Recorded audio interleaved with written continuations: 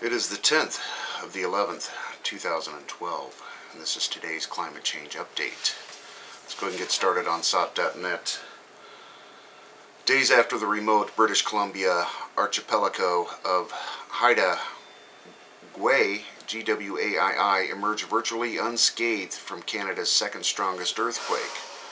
Locals discovered the shifting earth had mysteriously switched off a centuries-old hot spring considered sacred by the Haida. So they got some geological movements going on. Several of these hot springs that have been around for a very long time have shut off. I believe Warning 616 told us about this shortly after it happened. Edmonton auto body shops chaotic all day after massive snowfall. Edmonton police say roads are faring better following the city's near-record snowfall despite frigid overnight temperatures that left surfaces slick and icy. Maybe decades before contaminated groundwater sites are cleaned up. A new report from the National Research Council revealed that at least 126,000 sites across the United States have contaminated groundwater that requires remediation. Approximately 10% of those sites are considered complex, which means restoration efforts will likely be unsuccessful for 50 to 100 years due to technical limitations. The estimated cleanup cost ranges from $110 billion to $127 billion. However, the report states that both the number of the sites and the cost are likely underestimated. Twister or tornado rotating funnel spout seen in Guernsey, and my bad, yesterday I reported that was out of Tasmania, and that is in the Baltic Sea up by Norway. Over to the Extinction Protocol, they've got a couple of stories. Peru rattled by 5.9 magnitude earthquake, the 8th tremor in a week, very active area there. They've got some EU plagued by suicides as deeper austerity measures enacted and economic woes worsen. Things are getting much worse in Europe as the economy collapses around us all. Thousands converge in Australia for total solar eclipse, November 13th and 14th, 2012. People from around the world are converging on the coast of northeast Australia. The attraction isn't the Great Barrier Reef just offshore, or the surrounding rainforests full of wildlife and exotic plants. They're going to see a total eclipse of the sun. On the morning of November 14th, Australia time, about an hour after sunrise, the moon will pass directly in front of the sun. It should be a heck of a show. Over to the RSOE, got some things going on. Nuclear event out of Pennsylvania, Berwick. One of their reactors down due to computer problems, and they're not really quite sure about what's going on there. Another nuclear event in Romania. One of their reactors went down unexpectedly, and they're not going to turn it back on until they figure out why. One of their 2 nuclear reactors shut itself off.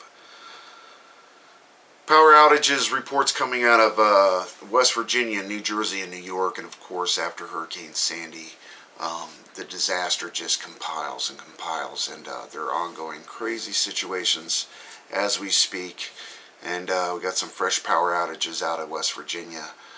Due to the heavy snow and wet stuff. They're saying they've got thousands of crews out trying to get this thing under control.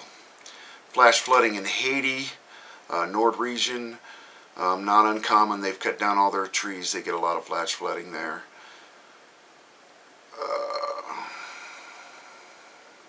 And then what else? Where was that other one?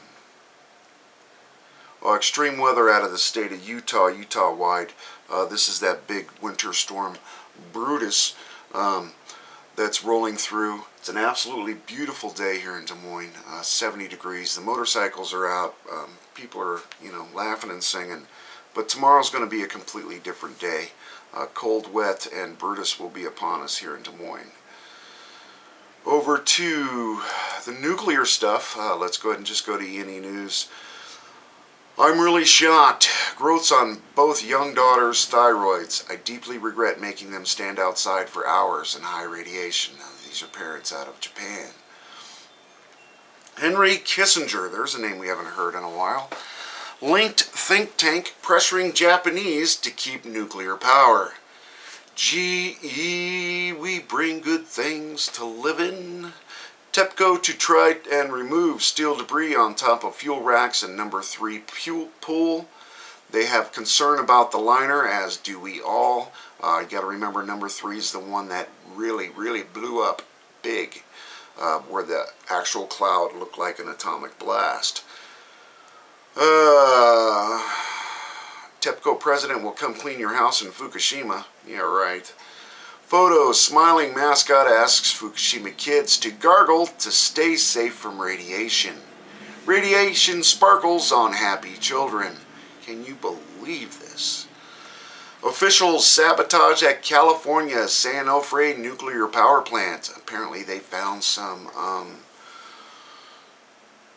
oil or some kind of liquid where it wasn't supposed to be, and they think that if after the plant was already turned on and rolling, they said if they didn't discover this, the governor would have burned out on this unit kind of thing. Of course, no danger to the public, but they're not quite sure what the heck's going on in San Onofre right now. And of course, the cracks found in the South Korean nuclear reactor I reported on yesterday, where they have counterfeited credentials to their parts. So these things are not safety checked on all 23 of South Korea's reactors. They're definitely under a big panic there as far as trying to figure out what's good and what's not. And if they're finding cracks and faulty, shady stuff, who knows. Finally tonight on ESSKF blog site, these people have been covering the Fukushima disaster since day one. I just wanted to cover one of the stories off of here. Hurricane Sandy aftermath. New York considering putting displaced Staten Island residents in prison. Quote, I lost everything, but I still have my pride. We don't have to stay in a prison, said Wally Martinez, 44, who's staying in a retreat with his wife, 2 children, and dog. My brother was once in that very prison, and my mother used to visit him regularly. She used to tell me how miserable he looked and how filthy and disgusting that prison was. So this is off of from the New York Post. Residents displaced by Sandy are starting a life in Staten Island jail. They want to go home. They want to go from no home to the big house. The state is eyeing the recently shuttered Arthur Kill Correctional Facility on Staten Island as a temporary home for the people displaced by the ravages of Sandy and this week's nasty nor'easter, officials said yesterday. And of course I will attach the link. The insanity continues, and this just goes to prove how desperate these people who have everything under control are. They have no place to put these people. Power is still out. Well, Pollock, a well-known economy YouTuber here, is in Long Island, and he's talking about the difference between Haiti and the Dominican Republic as far as Long Island goes, the places with power and the places without power kind of thing. So definitely still, you know, nothing close to being over with. Anyway, enjoy while you can, everybody. Thanks.